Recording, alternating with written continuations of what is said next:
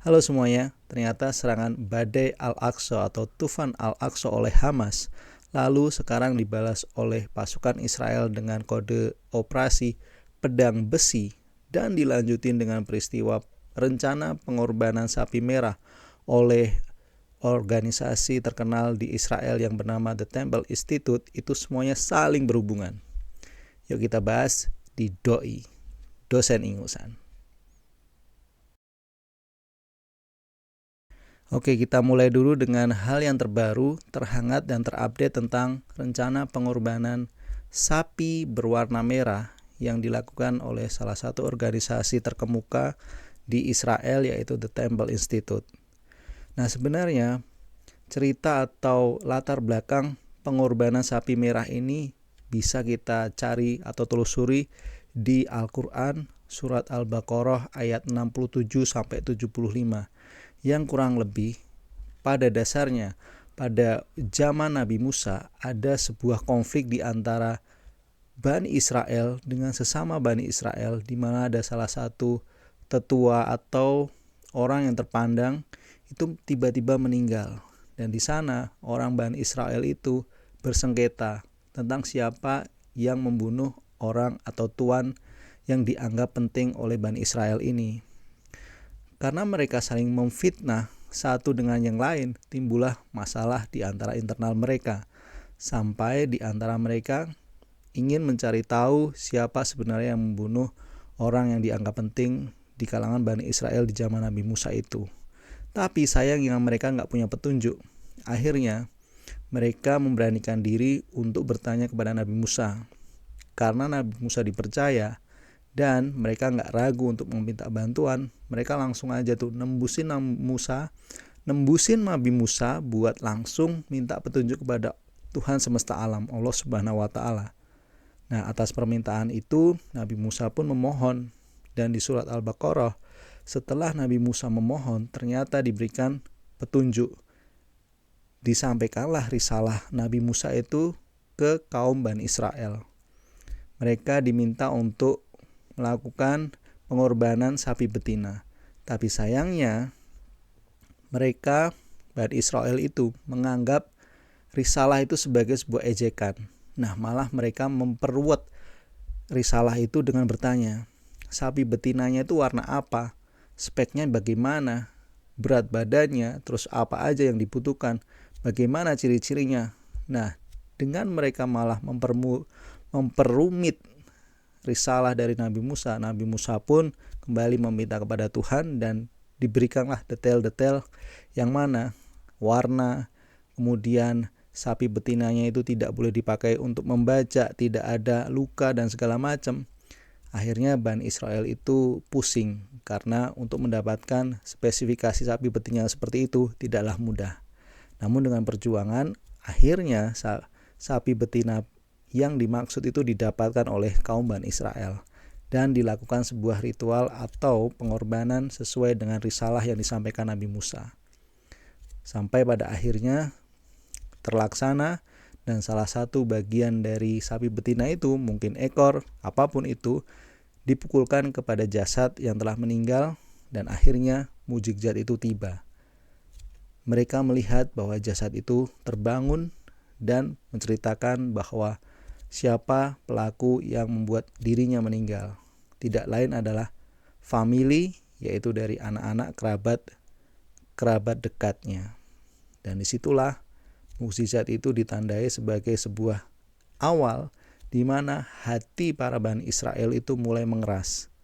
Sayangnya, risalah Nabi Musa yang dianggap sebagai petunjuk untuk mengakhiri konflik saling memfitnah di antara Bani Israel itu digunakan menjadi petunjuk baru atau dasar baru Bani Israel untuk kedepannya, hingga mereka mengubah perjanjian atau kitab perjanjian lama yang isinya termasuk juga tentang pengorbanan sapi betina yang saat ini ingin dilaksanakan oleh The Temple Institute.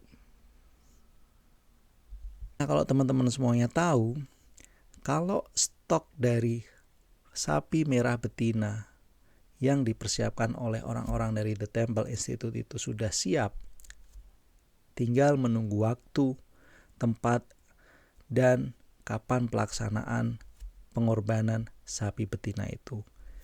Tapi yang paling penting, ternyata inti dari pengorbanan sapi betina itu tidak lain tidak bukan adalah semata-mata ingin membuka segel bahwa disebut di kitab orang-orang Bani Israel bahwa mereka itu sebenarnya dilarang masuk beraktivitas di komplek Masjidil Aqsa. Salah satu cara untuk membuka segel pelarangan tersebut adalah dengan melakukan pengorbanan yang diciptakan oleh orang-orang Bani Israel itu sendiri. Caranya adalah dengan mengorbankan sapi betina yang hasil dari pengorbanan itu abunya akan dimurnikan dan dilakukan pemrosesan secara steril dan higienis, lalu dianggaplah itu sebagai air suci.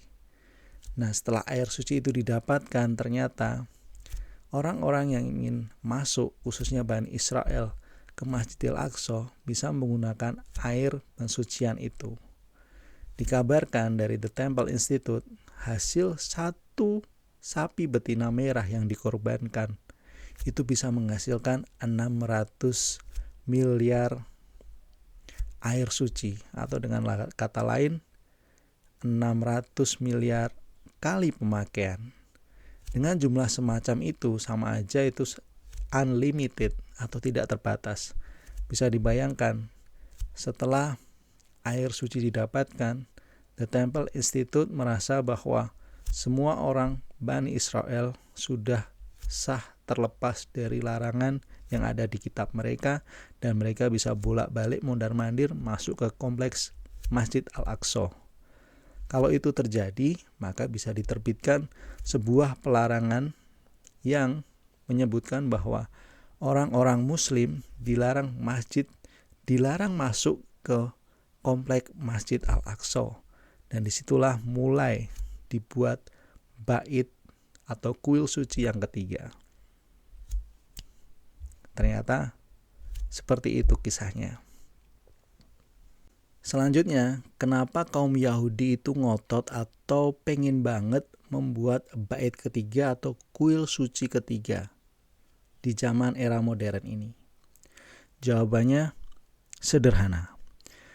Karena itu semua ada di doa dan harapan mereka sesuai dengan ajaran yang ada di dalam kitab suci kaum Bani Israel, bahwa pembuatan bait atau kuil suci ketiga ini adalah sebuah doa atau keinginan bersama bangsa Bani Israel. Sayangnya hal ini dianggap tidak relevan oleh sebagian pemuka agama atau rabi di kalangan Bani Israel itu sendiri.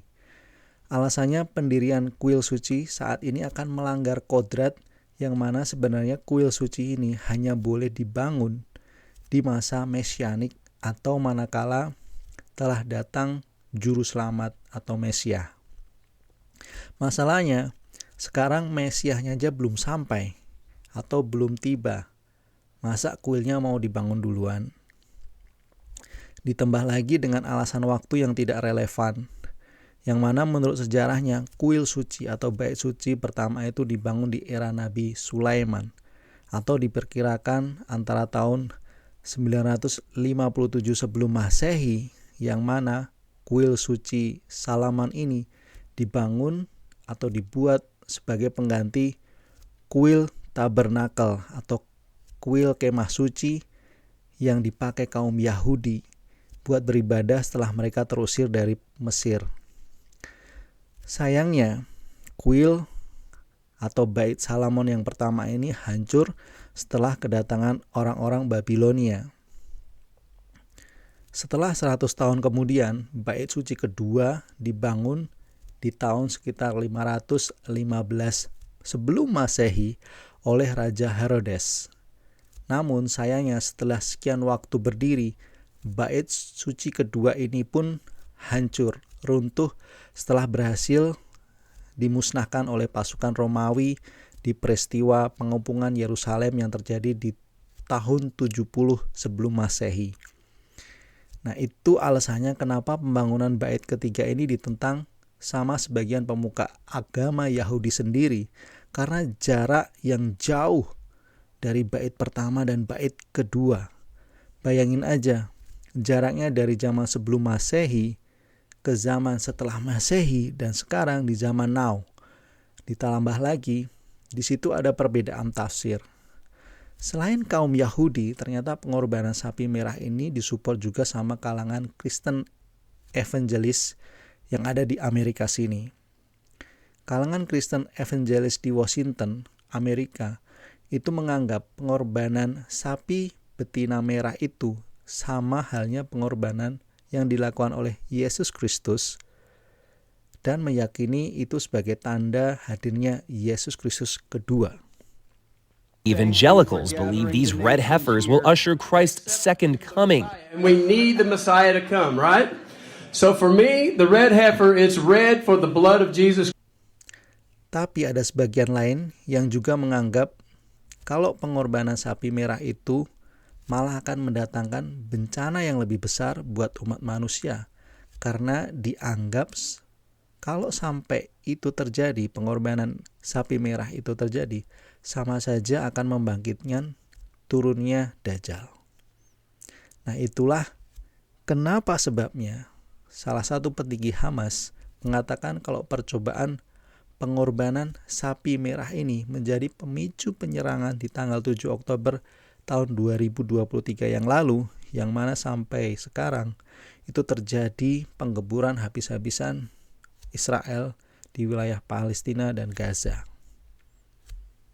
Nah, bagian yang menarik yang perlu kita perhatikan juga adalah tentang di mana pelaksanaannya, waktu pelaksanaannya, dan bagaimana tata cara pelaksanaan pengorbanan sapi betina merah ini oleh The Temple Institute.